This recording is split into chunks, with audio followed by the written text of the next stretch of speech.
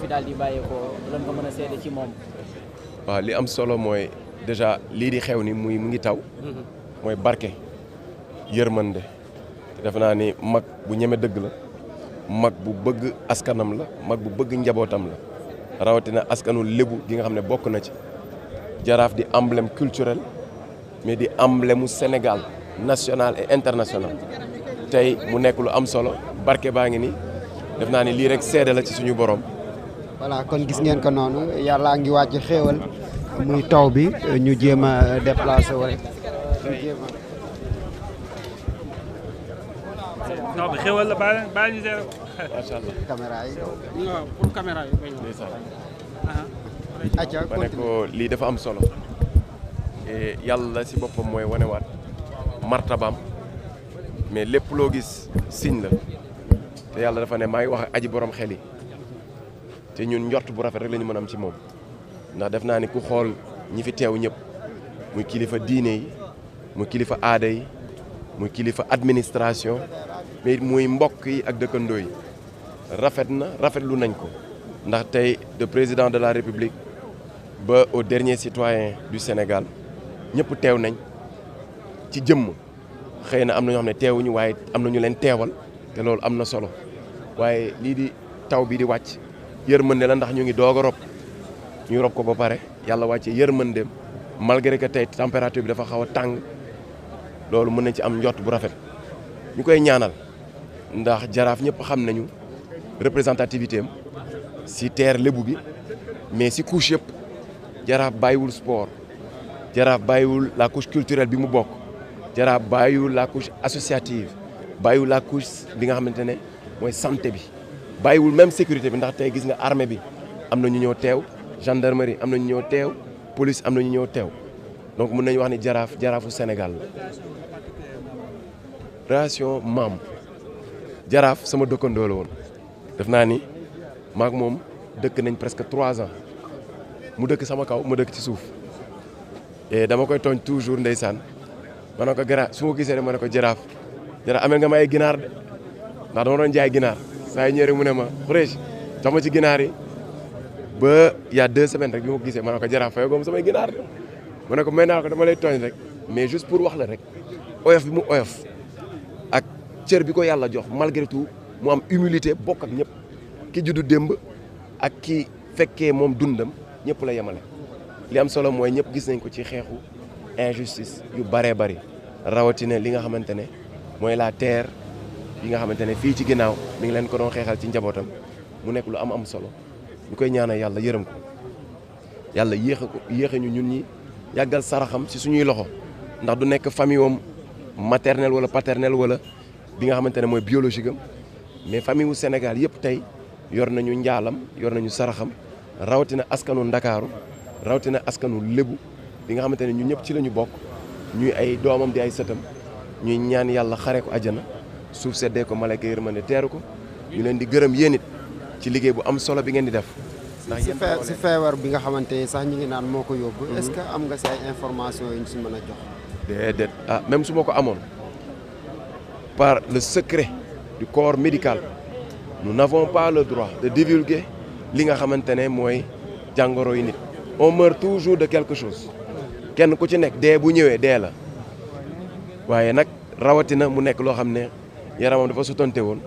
ñu war ko ormal ñu war ko suturaal ak lu mu mën a ne même bu dul kilifa sax ndaw rek le secret du corps médical nous interdit de divulguer rawatina ñun duñu ay médecins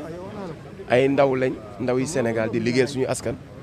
peut-être on a accès à l'information mais nous n'avons pas le droit de divulguer l'information rawatina kilifa bu mel ni moom. j'imagine que doon na jox ay conseils yu am solo njëkk nga xale nekk ci politique mais moom en tant que maam da nga la conseil lan la conseil ci li nga xam ne mooy ci wàllu politique bi nga nekk nii. waaw tey dinaa am kersa lool wax ci politique waaw loolu moom ci cër ci martaba bi ko yàlla may ci yërmande bi war a am tey rus naa wax politique ci moom conseil def naa ni boo ko waxee rek mooy lu baax la jàpp leen ni wax na ma lu baax te ci lu baax la ñu judd ci lu baax la ñuy dox te politique lu baax képp la kenn ku ne yaay choisir sa yoon mais c'est l'art de gérer la cité ou bien l'art d'être un acteur de la cité mais positivement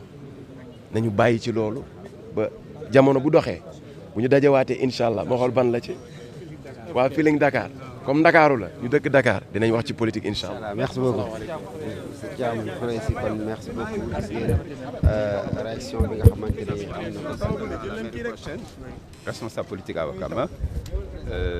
Libaas Wade leader et responsable politique à Ouakam prétendant waaw xam nga jaraaf macha allah yal na ko yàlla jégal yërëm ko yal na ko yàlla xare àjjana yal na yàlla oyofal suuf si koom yal na yàlla yebal Seydina Muhammad sallallahu alayhi wasallam mu jël si ko fi mu ne yóbbu ko si àjjana firdawsi mu bokk si wetel Seydina Muhammad sallallahu alayhi wasallam mais di leen wax ne jaraaf bi ñu ñàkk Afrique moo ko ñàkk Sénégal moo ko ñàkk Ouakam moo ko ñàkk Cap-Vert moo ko ñàkk tànk moo ko ñàkk jaraaf nit du ko gën si jikko si baax si lu rafet jaraaf bi Youssou Ndoye nit du ko gën si jikko si baax si yéwén si laabir jaraaf nit ku baax la jaraaf c'était un fédérateur jaraaf fépp foo xam ne gis na fa naka sadul noonu su ko yéegee dem na rek la jaraaf tolof bépp boo xam ne ndaw am na ko wala kilifa am ko Ouakam si gendarmerie Ouakam gii su ko yéegee day dem rek la ko bu dee tribunal day dem rek la ko bu dee au sommet de l'état day dem rek la ko jaraaf wax dëgg yàlla mbaaxam dayoom yiwanam laabiram ak bëgg Sénégalam ak bëgg Afrique ak bëgg tànk ak bëgg Ouakam ak bëgg ndaw yi kenn mën ko natt foo ko natt wees na ko kon boog vraiment lii moom doole di masso askan bi yëpp di jaale jaraaf yi di jaare monsieur le maire di jaare monsieur le président de la république di jaare ndey ji réew yi di jaare tamit waaw saltige yëpp ñoom tam ñu ngi leen jaare jërë ngeen def doole di leen waaw jërë ngeen def macha allah voilà kon mi ngi noonu gis ngeen réaction yi dafay continuer rek muy des témoignages yu am solo jëmale si jaraaf Youssou Ndoye jaraaf Youssou Ndoye comme ni ngeen ko xamee nekk koo xamante ne waa Ouakam di jaale waa Ouakam yëpp di leen wax ne tey am nañ naqar bu metti naqar boo xam ni kenn xamul fu mu yem waaye dañuy gën a santaat yàlla di wax ne jaraaf Youssou Ndoye tey àdduna ñoo ñàkk waaye di ko jaale waa Ouakam di ko jaale waa monde entier di wax ne tey ñun dañu ñàkk surtout rawatina man kii suma papa la dem na ba dépassé papa taxawaayam ci Ouakam kenn mënu ko fay ku mel ne jaraaf mën nañ ko wër ci àddina mais duñ ko gis man xam naa koo xam ne muy social ci lépp boo waxee ñu ne la kër boo amoon problème fii ba àdduna jaraaf day ñëw gaare otom fu lébu nekk am fa problème jaraaf taal na otom dem seeti ko kon di ñaanal jaraaf yal na ko yàlla xiire àjjanay firdaws di wax ne jërëjëf. jërëjëf merci beaucoup Gaynde Macky ñu teewlu l'ancien ministre Omar Sow membre de l'opposition moom Omar Sow moom itam gis ngeen ko noonu teew aussi denc bi salaamaaleykum. monsieur le ministre. waaw d'abord ñu ngi wax inna lillahi wa inna raji'un ginnaaw bu ñu jaalee mbokk yëpp di askanu mbokk julliti d'abord mbokk lébu gi di ko jaale Sénégal di ko jaale Afrique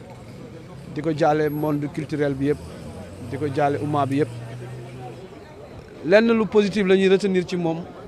mooy jullit la woon d'abord leneen lu positif la woon mooy il était lu mu xalaat lay wax ça veut dire que mën nañ gis ci moom nit ku dul jow parce que nit ku spontané d'habitude dul jow lu mu xalaat lay wax en bon lébu au fait leneen lu ñuy dégg ci moom di gis ci moom ay dëkkandoom di ko wax muy nitu social la woon nit ku bëggoon njabootam la woon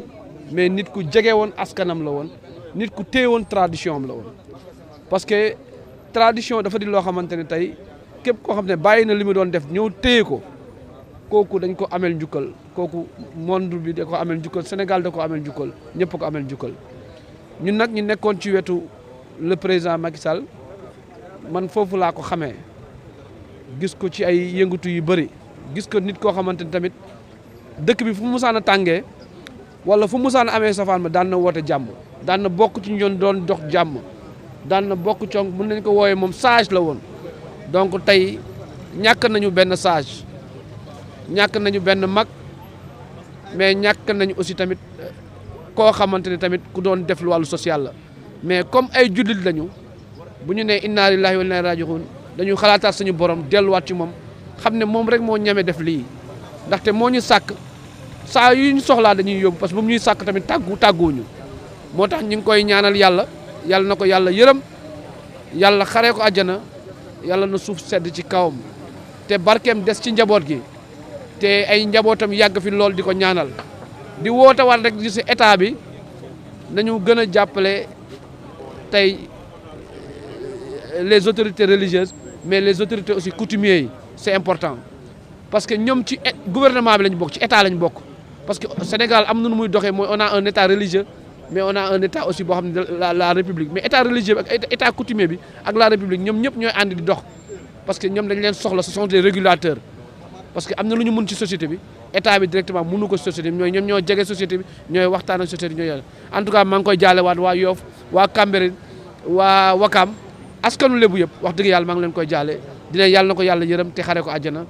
àjjana yi gën a kawe ci àjjana yi jërë ngeen. merci beaucoup monsieur le ministre Omar Sow voilà gis ngeen.